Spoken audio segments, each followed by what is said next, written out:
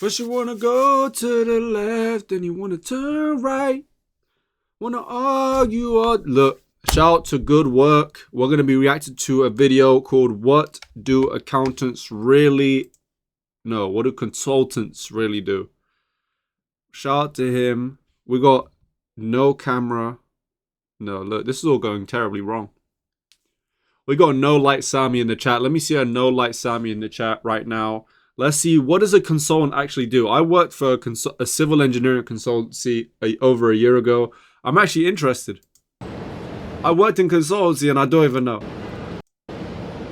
Consultants. They live among us, in our cities, our suburbs, and in fancy airport lounges that look down at poor people. But what does a consultant actually do? I'm interested. Today, we investigate.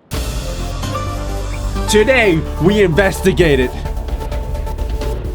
I'm here in front of 10 Hudson Yards, which houses the offices of BCG. This BCG is so Wolf is of one Wall of the Street. so-called Big Four management consulting firms, alongside Bain, McKinsey, and Deloitte. In total, these firms receive nearly 200,000 applications a year, but accept only 1.5% of them, making them more selective than Harvard and Princeton. But even with all this prestige, fame, and exclusivity, society is still unsure what the hell consultants do all day. What is it that management consultants actually do? What the fudge is management consulting? What is management consulting? Clearly, these people are not sure what a consultant does actually. So to answer this question, I went to TikTok, the place young people go for wisdom Me. and mental Hey, health his problems. fee is out. Maybe His fee I is can out. find my answer there.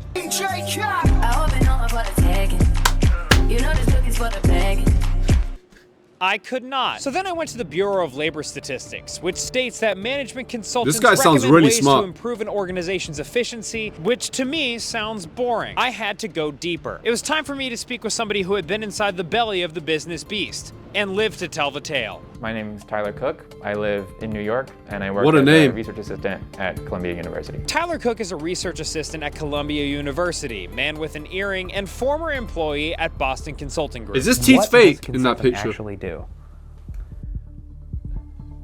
What does a consultant actually do?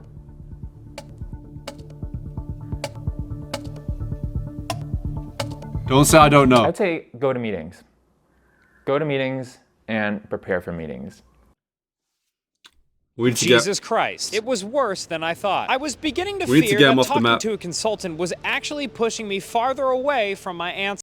So to try and clarify things, I asked Tyler to walk through a hypothetical case study with me, in which I am a struggling business owner selling a fake product called widgets, and he, my big daddy consultant. What should we do with our widget company? Big Daddy Consultant, what do you say? Are they not selling? Does it cost too much? They're exploding in kids' faces. They're exploding in kids' faces. It's really bad. That does sound bad. So are you an expert in widgets? And here's the consulting thing is even if you're not, the answer is always yes. So here's what we'll do. Sounds like this is gonna be a big case. I think we'll probably need at least three to four teams. One team will be on the PR management for that. Another team will be looking at manufacturing practices and making sure that you're manufacturing them safely and according to plan. Okay, this all sounds good. And how much is this gonna cost me? You know, probably somewhere in the order of for 4 teams for what, a 6-week project? Easy 6-week project. Yeah, nothing big. let's say probably 10 to 15 million, I think. God, what? It was in this moment that I finally realized what consultants do. Whoa. Make money.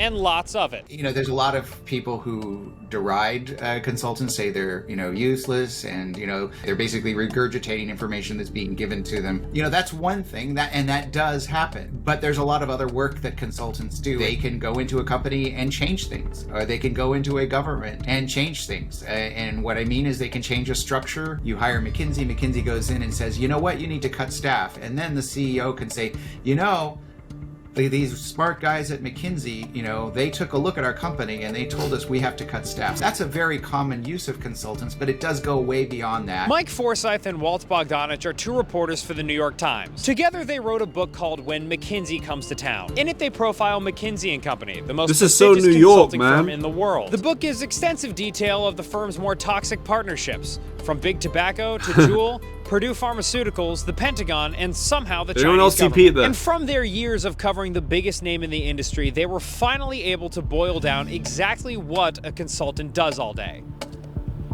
Make money. I would say, just for a buzzword, they're brains for hire. Brains for hire by companies. Wait, that's it? Why did that take us so long to figure out? Their entire business model is based on secrecy. all their, consultants, all their new employees, their new recruits are told never to disclose names of clients, how much they're paid. And so cracking that corporate veil, piercing it, I guess, was extremely difficult. Okay, it seems like we asked the question, what does a consultant do, for two reasons. One, because it's unclear. Mike and Walt's reporting came out decades after McKinsey had already been working with the opioid and tobacco industries, because the company deliberately doesn't disclose who they work with. And that seems to be the industry standard amongst big consulting firms. So when you see a TikTok of a consultant just chilling on their laptop all day and you're like, what the hell are they doing? That's kind of why. They're not going to tell you. But people also ask, I'm what do ADHD consultants right do? now. I'm playing a TikTok edit in the background, I'll be Because in honest. some ways, the job seems pretty awesome. You get to travel, learn about other industries, meet other young, smart people, and you get paid so much money. And consulting firms promote it that way. McKinsey likes to use a phrase, and this phrase is insecure overachievers. And that's the people that are attracted to management consultancies like McKinsey. These people were at the top of their game in high school, valedictorian.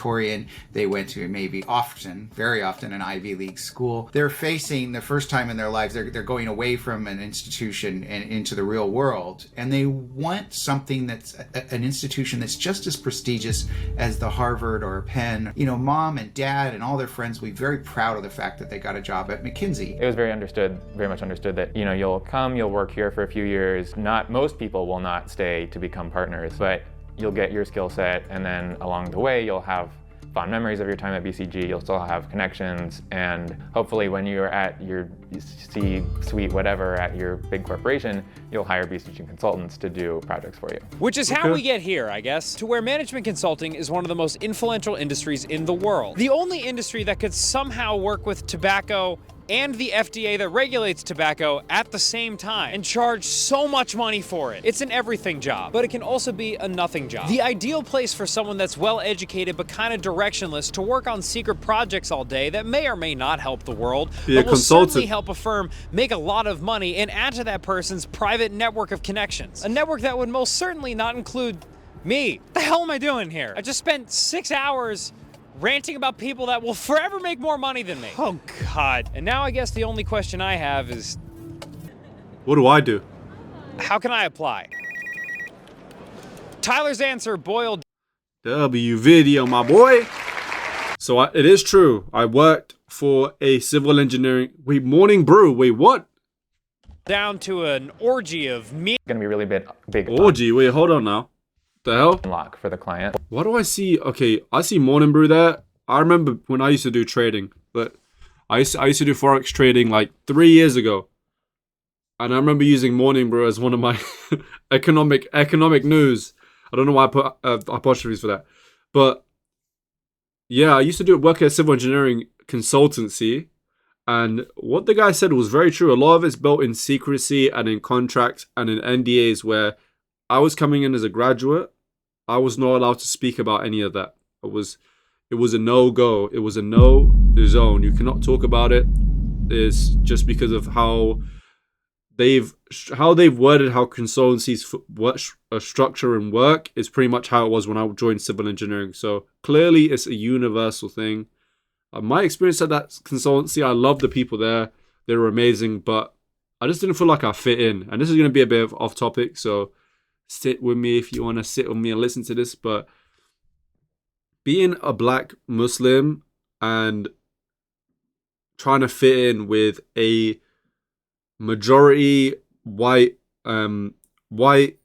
agnostic team is very, very difficult, because I didn't feel like I really fit in and I could really relate to everyone, because they all had similar backgrounds, they all had similar relationships with their families and their kids. Bear in mind, they're all in their like early to late 40s / 50s / 60s, and I'm early 20s. I'm early 24 now. Back then I was 22 turning 23.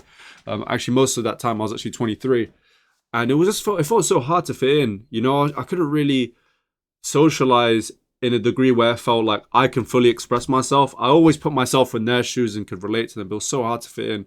That was one of the reasons I left. But aside from that, working at a civil engineering consultancy is a great option if you are a civil engineer interested in doing that kind of work. I'd recommend it. It was really good, like building the strategy plans. We did a lot of flood risk management, drainage system and planning for, you know, housing projects that are up to like 250 to 500 houses. And it was very, very fun. It was a fun experience to learn, but unfortunately, it wasn't for me. And when it came to cross bridges, I had to leave. It just didn't really fit culturally, and in a social environment, it just wasn't really something I could see myself long term. Aside from that, good work. That was some good work right there. Was that bad? Amazing video, bro. Look, I appreciate you guys so much for watching. Take it easy, man. Have a great rest of your night, man. Take it easy. Don't be so hard on yourself. I'm always hard on myself. Don't be hard on yourself now.